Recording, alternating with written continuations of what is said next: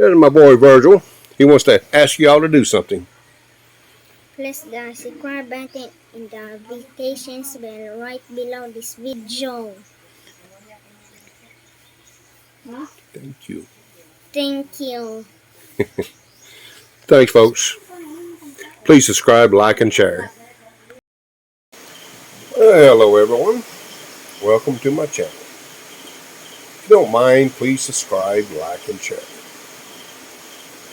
I've been running my solar now with the new LiFePO batteries, LiFePO 4, lithium ion phosphate, for a couple of weeks now. And give you an update on what's going on. The weather here, I have not had a complete sunny day. It's generally a couple of hours a day that I have decent sunshine, where I can get off from 2.4 kilowatt of solar panels. I have been getting up to around 1500 watts, so I'm not getting very efficient at all. But the topic of it is, at this time, and what I want to stress, the difference between a lead acid and my LiFePO 4 batteries. Before, under these conditions,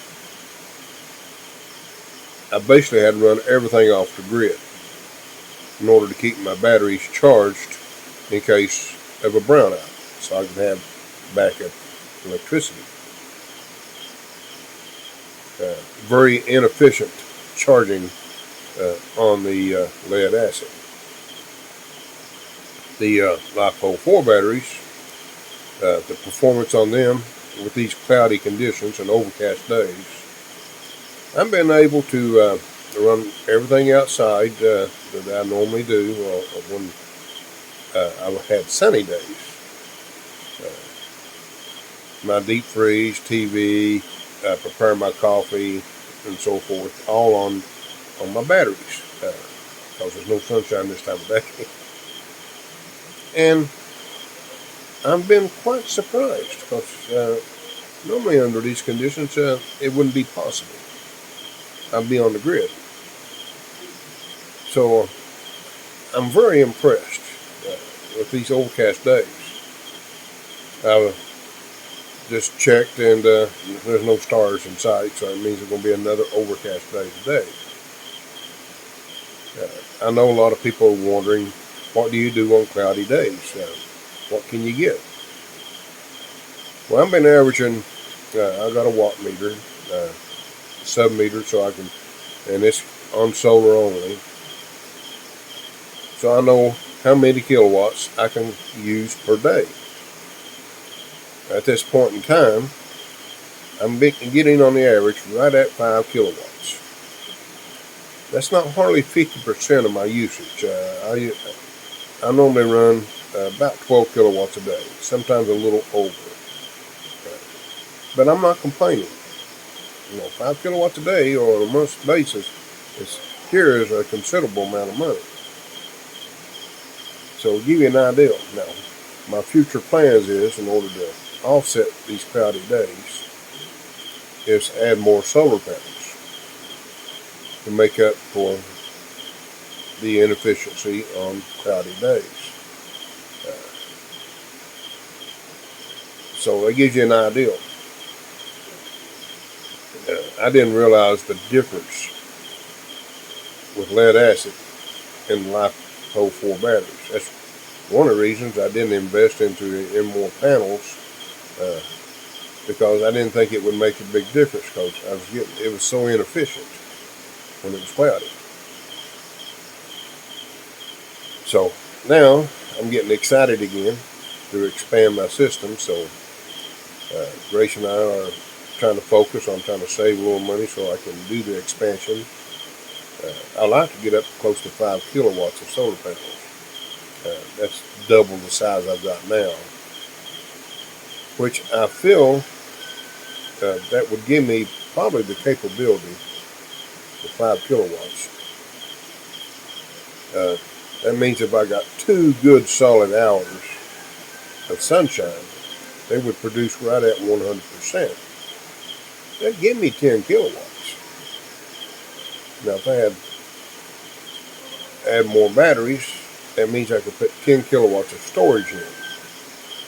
And the remaining of the day would power everything else. That's in theory, you know.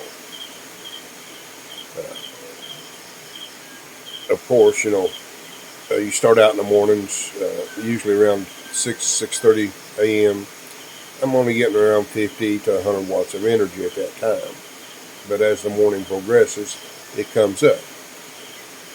And once it gets up to around 8 o'clock, 8:30, it gets over the 500 watt output on what I have now, which will exceed what I'm using now, because my deep freeze, it's only right at 200 watts. I think it's 190 watts, what I remember. And my TV is 50 watts, and my inverter itself, it uses 50 watts. So we're looking at roughly 400 watts usage at that time. And then there's some odd things I've got connected to, like my internet and phone chargers and so forth. So we say roughly 500 watts is what I'm using. But once it hits that point, anything above that ends up in the batteries. Where before, even if I got 1,000 watts coming in and only using 500, you would think I'd be getting 500 watts put into those lead acid batteries. No. They barely got any charge.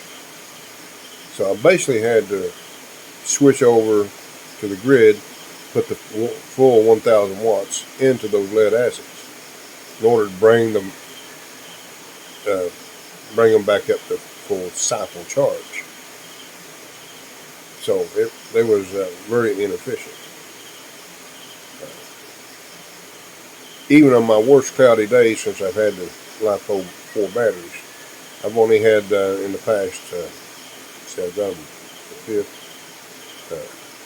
it's been 15 days, no, it's more than that, 16 days. I only had 2 days that they've actually, the BMS shut the batteries down.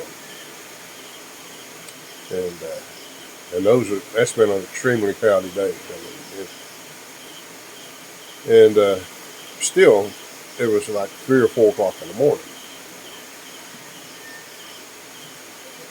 Now before, I didn't like doing my lead acid batteries, bringing the cycle down, because lead acid, if they are discharged too much, it will damage the batteries to an extent. It shortens our cycle life. For with the lithium iron phosphate batteries, it doesn't affect them, because the BMS shuts them down at a correct voltage to where it will not damage the batteries.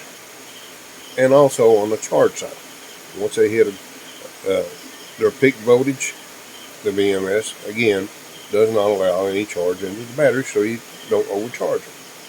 For the lead acid, there's no protection other than my solar controllers, and you got to make sure you keep the programming correct on those, or you will cook the batteries. The way it's set up now, the batteries take care of themselves, so I don't have to mess with my controllers. I can set them for the lithium ion batteries, but with the BMS I don't have to, and I like that. Much simpler, more efficient and simpler. But I thought I'd pass some of that knowledge along for those that are thinking about solar and where they want to put their money. I wished I could have done all this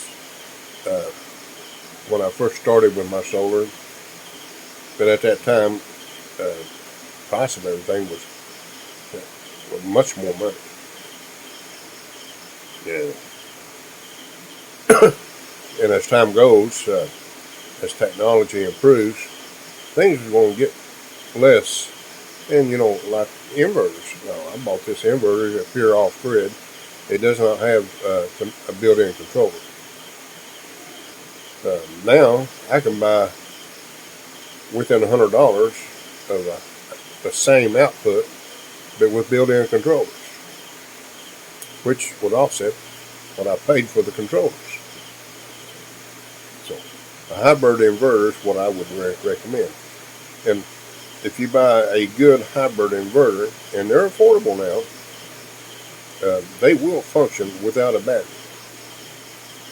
That's my next goal too. I want to upgrade my inverter to a hybrid, and I would be able to wire those in on the grid to automatically switch back and forth.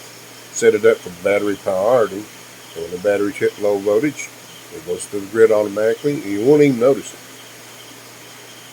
And when the sun comes out, if the battery's BMS is already shut down, it automatically will start those batteries up. It does. They do have a built-in charger, which I like.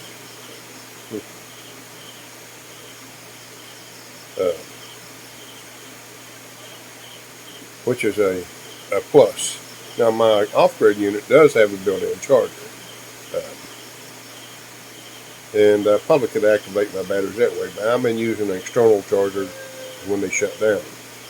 I just didn't think about it until just now mentioned it. So I might try to see if I can start those batteries when they shut down with my off-grid, and then I'll let you know if it works or not.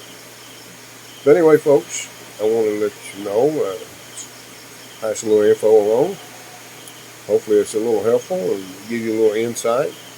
We'll give you the opportunity to get out there and research things. And I highly recommend, because everybody's needs are different. So my advice is research and try to make the best decision possible for your personal needs. And thanks for watching me. And don't forget to subscribe, like, and share.